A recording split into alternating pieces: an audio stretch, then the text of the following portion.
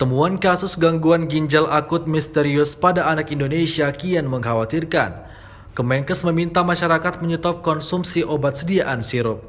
Kekhawatiran atas kandungan senyawa campuran obat yang diduga bisa memicu gangguan ginjal akut pada anak jadi alasan utama Kementerian Kesehatan melarang masyarakat mengkonsumsi obat jenis sirup untuk sementara waktu.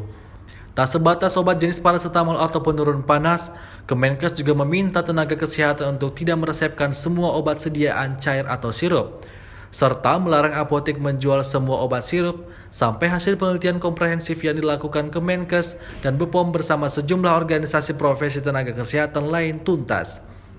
Keputusan ini diambil sebagai langkah antisipasi setelah kasus gangguan ginjal akut progresif atipikal pada anak yang masih belum diketahui penyebabnya kian merebak terutama dalam 3 bulan terakhir. Dari 206 pasien gangguan ginjal akut yang tercatat di 20 provinsi sejak Januari hingga 18 Oktober 2022, 99 diantaranya meninggal dunia dan didominasi anak berusia di bawah 5 tahun.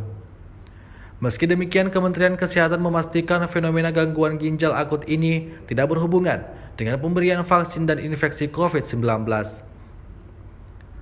Maraknya kasus gangguan ginjal akut misterius pada anak Indonesia membuat banyak ibu khawatir. Terlebih kini ada larangan penggunaan obat sediaan sirup yang kerap menjadi andalan pertolongan pertama di rumah ketika anak sakit. Mengikuti instruksi Kementerian Kesehatan, Ikatan Dokter Anak Indonesia, IDAI juga meminta para dokter di fasilitas kesehatan untuk tidak meresepkan obat sediaan cair dan menggantinya dengan bentuk sediaan lain. Orang tua juga dihimbau untuk mengurangi aktivitas anak, terutama usia di bawah 5 tahun dari kerumunan.